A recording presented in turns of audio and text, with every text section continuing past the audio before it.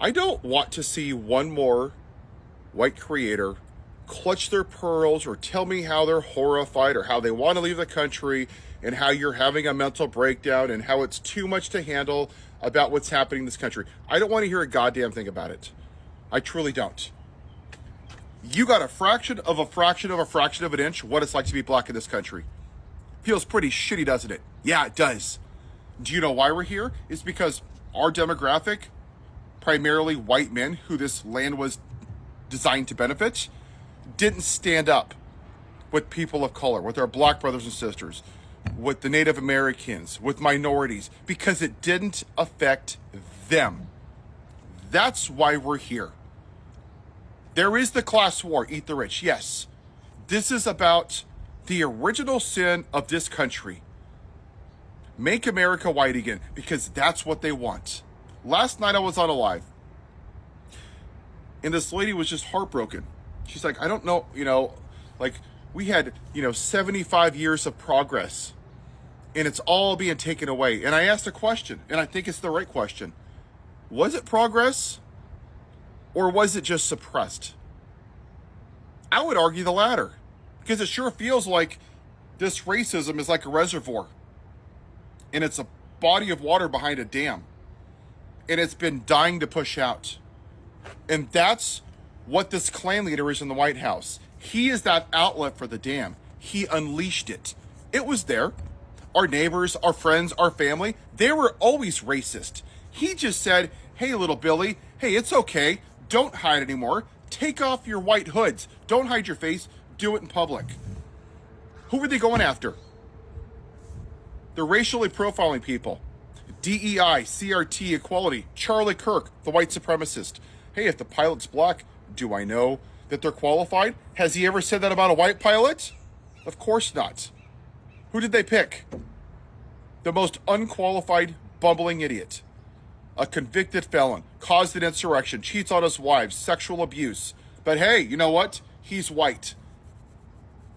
So when you see a lot of these evangelicals, because I see a lot of them in my family, middle-aged white, praise Jesus, praise Jesus. Yeah, you think Jesus wants a man like this?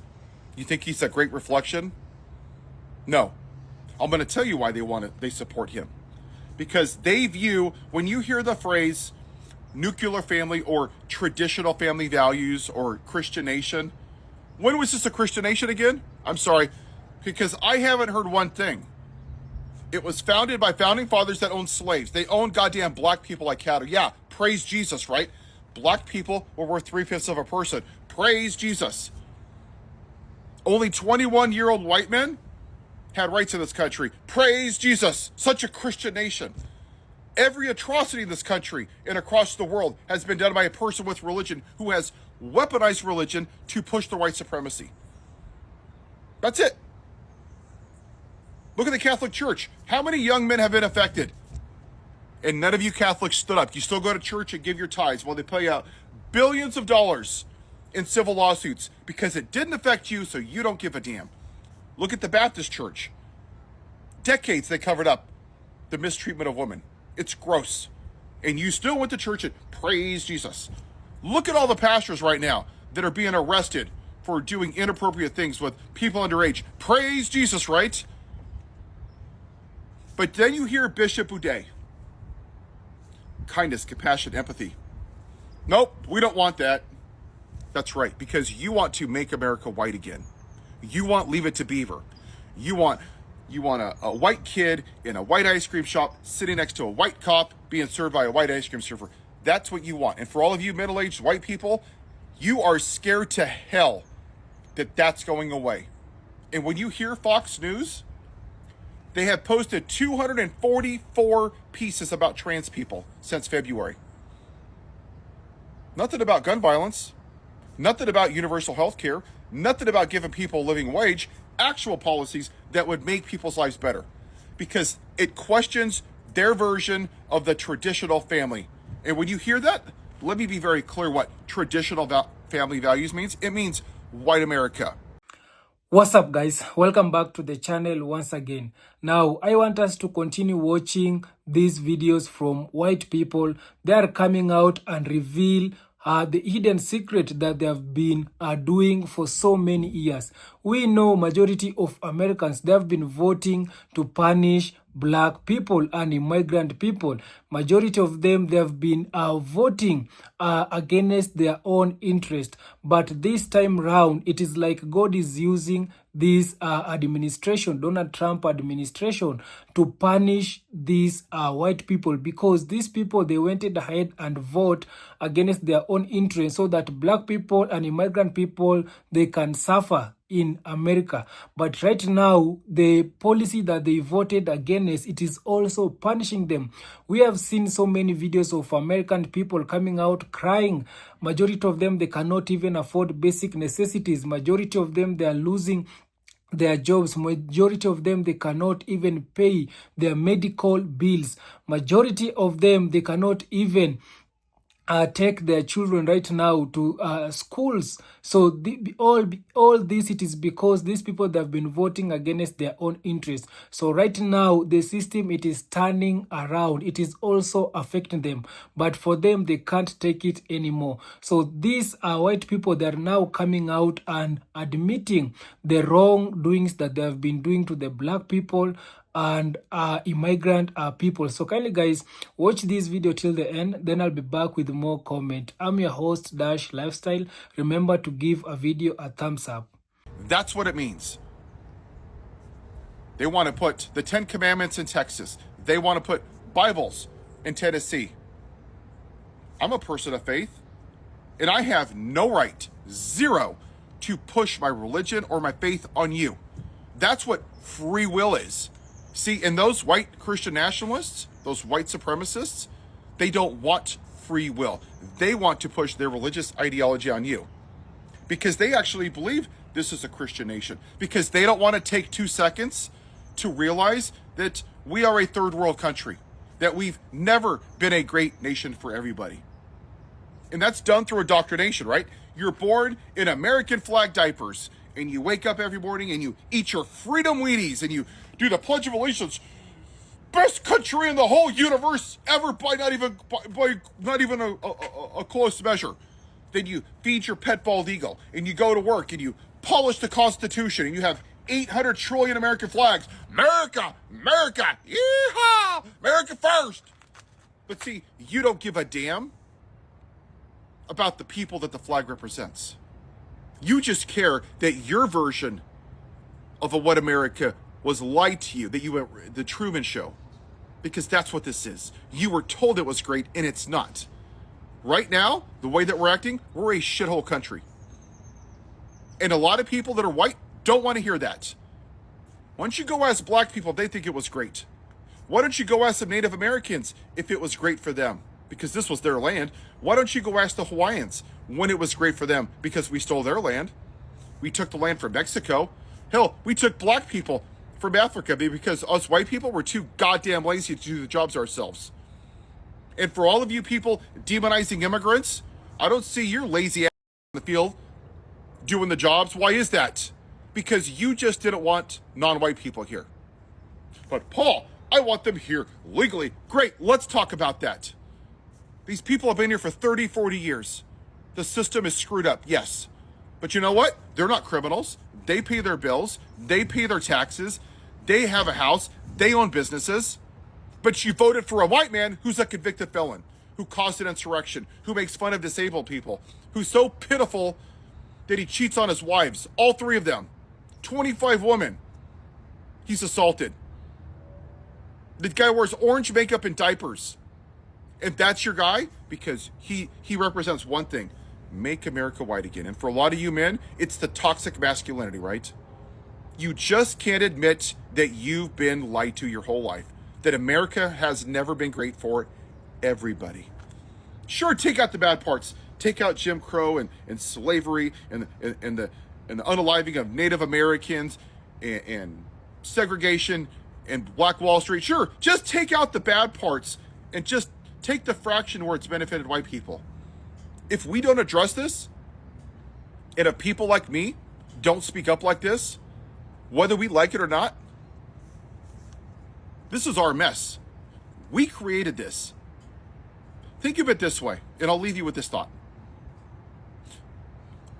I build a house, okay? This house is brand new. A black family moves into it, okay? Great. It's wonderful. It starts to get cracks in the walls and the ceilings, and it sags. They come in, they look at it, and they find out that the foundation is broken, okay? That it wasn't poured correctly. It wasn't meant to hold the weight of that house. It was designed poorly. Is it up to the homeowner to fix that house? No. It's up to the person that built the house. Us, white men, the only demographic that has never been oppressed, the demographic that it was designed to support. Whether I like it or not, I have privilege. I don't want it, but I have it. So we have two options, people. We can hide behind it and clutch our pearls and bitch and whine and say, oh my gosh, it's so bad. Or we can use it to stand up and do the right thing and to tear down the patriarchy. Because white supremacy, right now, the one good thing that came out of Harris losing was that now we're forced to address the ugliness and the darkness in this country, which is white supremacy. Which path are you going to choose? How is history going to remember you? I made the mistake of going through the radio and listening to MSNBC by accident. I don't know why, I just had it in the background. And this reporter said, this is not who we are. Yeah, it is. It's exactly who we are as a country. Too many of us refuse to admit that's who we are because of our privilege. 14 million children go to school hungry. 36.8 million people, or 11.1% of our population, live in poverty. 1.9 million people are incarcerated, the highest number in the world. 800,000 people approximately that are homeless in this country. 40,000 plus people pass away every year from firearm violence. Women don't even have rights. They have their sepsis rates going up. We have a convicted felon in the White House. What do you mean that's not who we are? For 200 years, we treated people that were black less than everybody else. We said they were only worth 3/5 of a person. And the people that made those laws owned black people, like livestock, the founding fathers that you guys worship. They couldn't vote. They couldn't drink from the water fountain. Women didn't have rights. They couldn't vote, couldn't have credit, couldn't have no-fault divorce until, hell, what, the 80s, I think it was?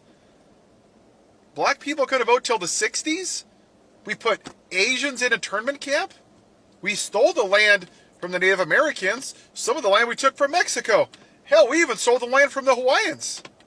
So, honestly, what do you mean that's not who we are? This is who we've always been. This has always been a male white patriarchy. Period. And the media and people that are online still refuse to sit it. They put their heads right up their backside and are shocked and saying, that's not who we are. So, I'm going to explain it for people in my demographic, and I'm going to keep it very short and simple. Now that you feel like a percentage, a fraction of an inconvenience, now you've actually felt a small taste, a fraction of a fraction of what it feels like to be a black person. Now you want to say, that's not who we are. Yeah, it is. But your privilege kept you from the darkness for all these years. And now it's showing up at your front door. It's who we've always been.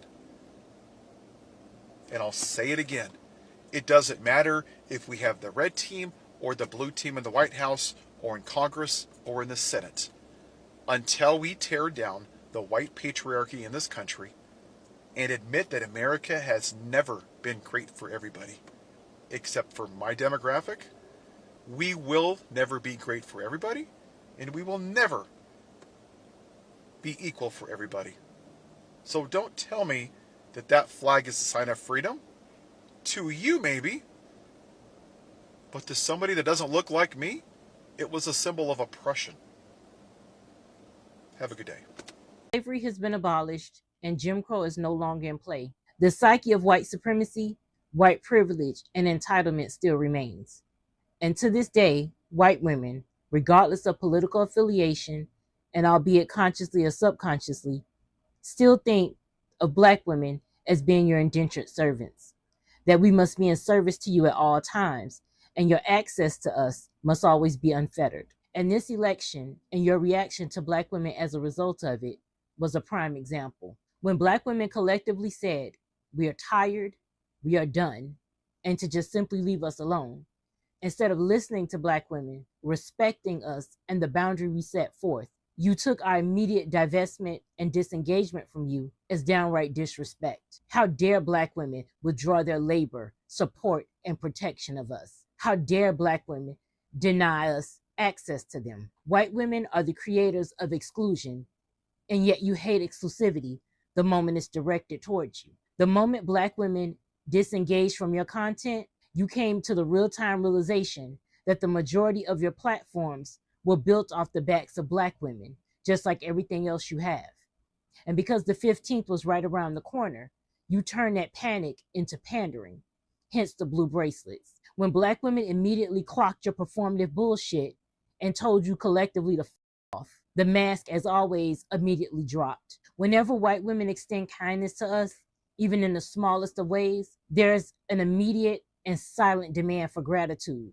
And when not received, you feel immediately slighted. You go from zero to Miss Millie real quick. You went from pandering for our engagement to condescendingly demanding that we acknowledge your individual vote for Kamala Harris rather than your collective vote to uphold white supremacy and protect your white privilege. Now you're so desperate for our engagement that you've resorted to rage baiting, which has also fallen on deaf ears. White women are all about perception, because in your mind, if you look the part, you are the part without having to actually do the work. And because you're all about perception, your greatest fear is exposure, which is why you view Black women as your greatest threat, because we know exactly who you are at your core and everything evil that you're capable of, because for centuries, we've witnessed and experienced it firsthand. The majority of you have no interest in being an ally to Black women. You just need to be perceived as one,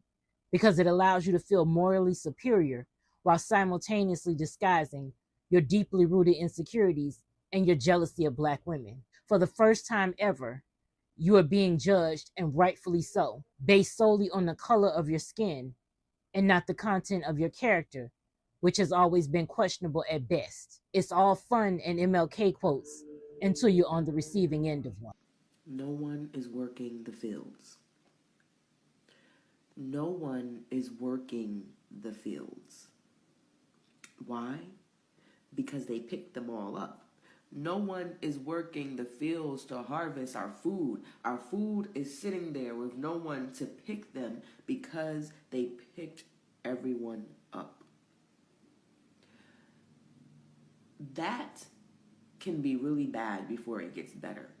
If no one picks up that food, if no one goes to harvest those fields, guys, do you know who owns the most farmland in America?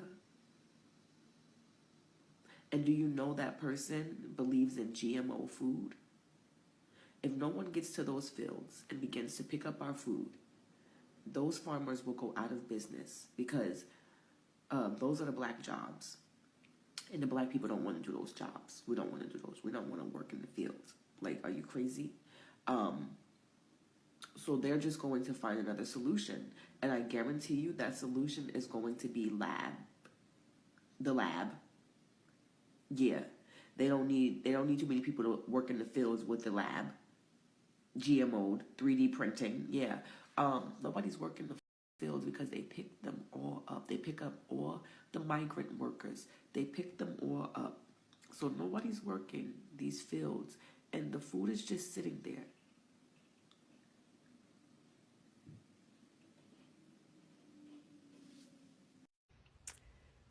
Hey, today I want to talk about how happy 17th day of Juneteenth, by the way.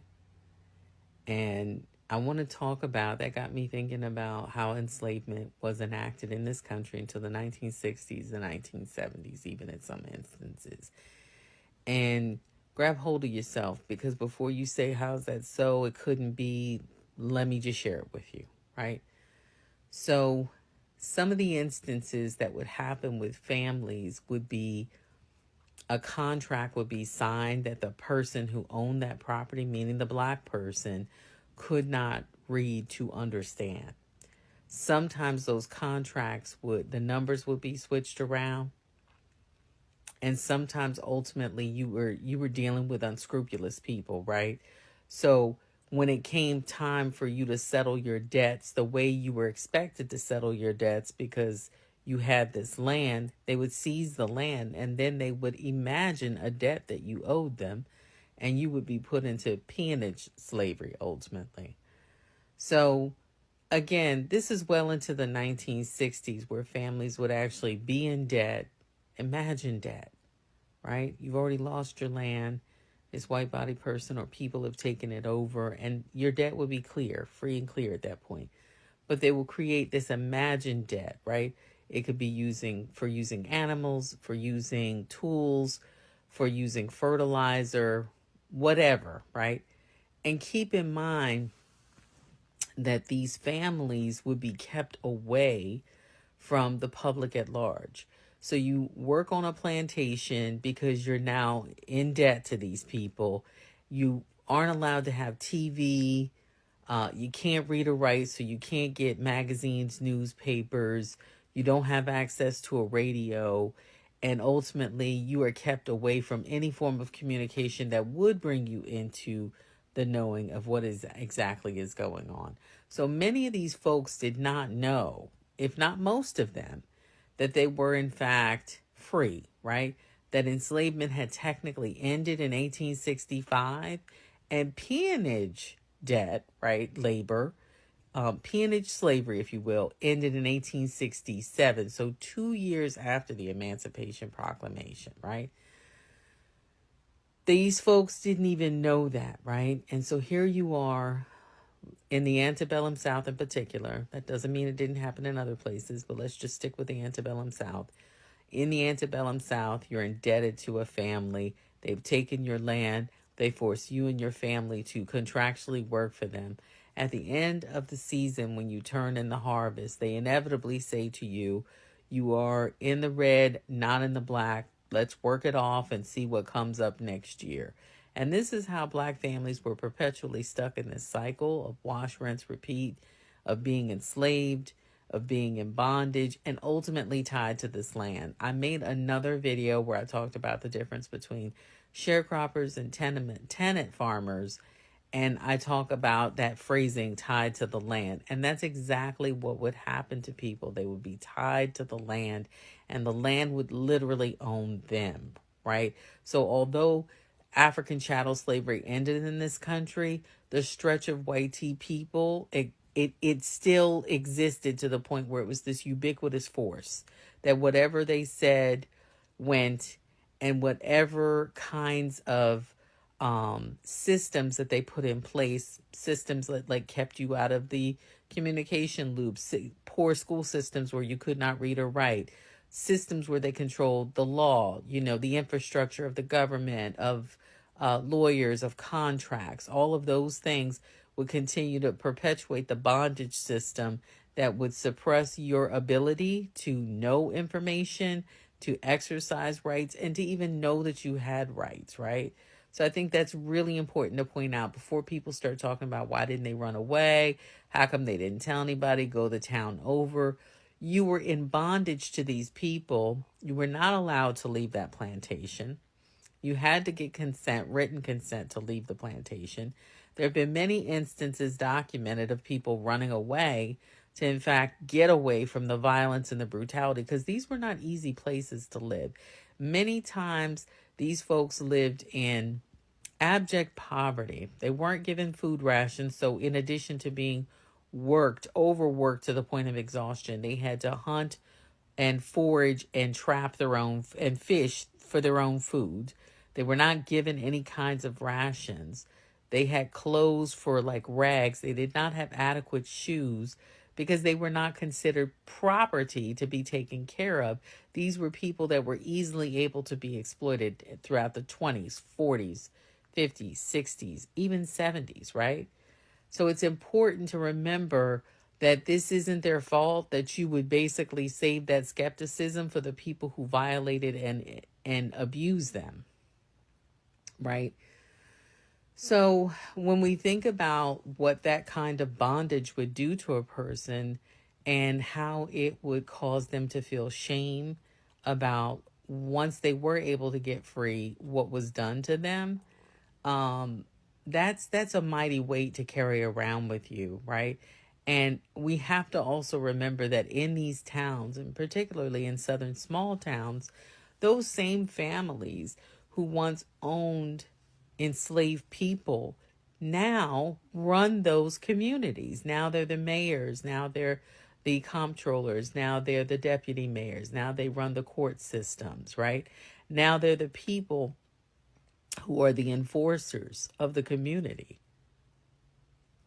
And because they're the enforcers and the gatekeepers of the community, they make all the decisions, right? And they also keep everything in check in terms of like personal safety and making for sure that the folks involved will not be caught doing what it is that they're doing. So like just keep that in mind, right?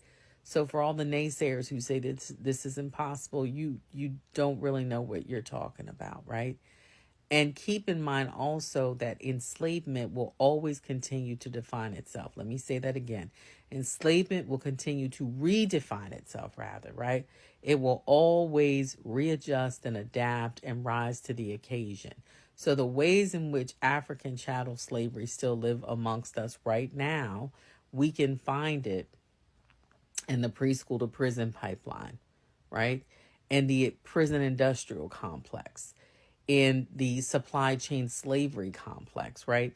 All the foods and goods that we eat and use, many of them come through the supply chain of the carceral system, right? So for those of us among us who are in disbelief, right? And don't want to accept the fact that this is a real thing, that in this country until the 1960s and even the 70s, that there were people who were still enslaved. So let me just say once again, slavery was not that long ago. And moreover, Jim Crow wasn't that long ago, right? Jim Crow technically ends in 1964, 1965, because of the passage of the Civil Rights Bills, right? So when I think about how so many people still probably are in southern towns tied to those lands and still are imprisoned and still are forced to be there, I think we should do an expose and we should reveal just how many families are doing that to people still in these communities. And $1 to a donut, so many of these families are tied to enslavement. Their families were enslavers, kidnappers, and torturers, and that kind of positional power has been passed down, and they continue to be enforcers and gatekeepers of communities and continue to uphold the practices of enslavement that we think went away in 1865, but it endured, and again it redefined itself as it is today. And we see now more than ever with what is being done in the world, right? How slavery will continue to redefine itself, right? As it always has, okay? So I just wanted to remind folks that Jim Crow wasn't that long ago, and this is yet again another tale of that. Thank you. So guys, I hope you have watched that video and you have seen how white people, they have come out and admit to the wrongdoings they have been doing to the black people. We know for so many years, white people, they have been voting against their own interests. These people, whenever the system it is favoring them, these people, they usually vote to that system. They don't care about other races, other people in America. They only care about white people and their own interest in America. So this time round, we have seen these people, they went ahead and vote against their own interest. They voted so that migrant people and black Americans, they can be punished. But things have changed. And I've told you that it is like God is using Donald Trump to punish these white people, because most of them, they are highly affected, and black people, they are telling them that this is how we have been feeling for so many years, and you guys, you haven't care about us black people. So right now, you guys, you are coming out crying, losing your jobs. You are telling us how you can not even pay your medical bill, how you cannot even afford basic necessities. These are the same problems that black people, they have been having for so many years. Why are you coming out right now crying, and you're the ones who cause all this problem? I remember the times of during the time of the campaign, black people want these people not to vote in for Donald Trump, but majority of them, they saw that they saw like black people, they want to vote their fellow black woman, so that she can be in power. So these people, they didn't want like that, but black people saw what it is coming, and they tried to warn them not to vote in for Donald Trump, but they didn't listen. So right now, they are crying. Some of them, they are coming out admitting the truth. It is like God is punishing them so that they can reveal, their hidden secret. Yeah, all this, it is because God is punishing white Americans so that they can reveal all the dirty secret they've been doing to the black people in America. So I also want to read some of the comments from you guys, and also, guys, you can also share your comments on the comment section. Tell me, what do you feel about this video of white people coming out and reveal all these secret that they have been doing. So you can share on the comment section, and I'll be reading, guys. So I have some of few years that I want to read for you guys from our black people, whatever they have come out and say. To be honest, hearing this man speaking has given me a new hope for America. More people like him are needed. Thank you. So this one now, he wants to see more Americans coming out and revealing the secret, and asking forgiveness to the black people and immigrant people, because black people and immigrant people, they have been going through a hell in America. So there's someone here saying, I heard nothing but straight fact from this man. He is on point. Now this one is saying, this man is on point. I'm a black man. This man is the first person to tell the truth about America. So this one is saying that this man is the first man to come out and say the truth about America. So there's someone here who responded to that. I understand that it is hard to believe it right now, but there are a lot of us who feel this way. I am a 61-year-old white woman, and I can't even begin to wrap my head around how anyone from my generation can still be a racist. So this one is a white woman, and also he is confessing that right now she's at 61 age, and if she see her own race becoming racist toward black people, she's also getting she feels bad. Yeah, so this one, I say, he is not the first at all. Many have been saying it for decades. Now this one is saying that this man coming out and say this is not a first person to come out and say, as there was so many people who have come out and say. But right now, I can tell you that through the medias, through the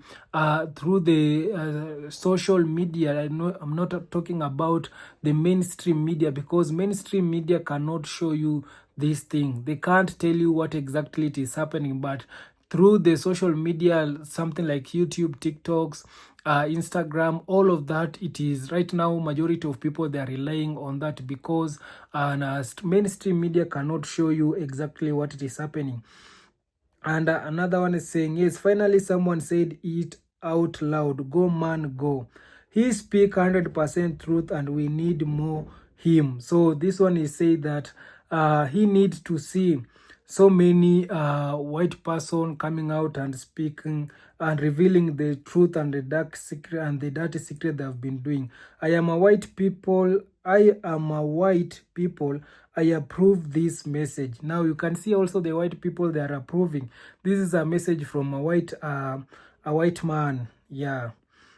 And also, this man is spitting nothing but fact. Nah. So people that are saying this man is talking the fact and is telling the truth what it is happening. I also tell people that America reached its peak without reaching its full potential. Wow. I hope they don't think they are fooling God. This man is telling the truth. I am a black woman. I vote you as president. You are telling the truth. Yeah. No lies. We are told.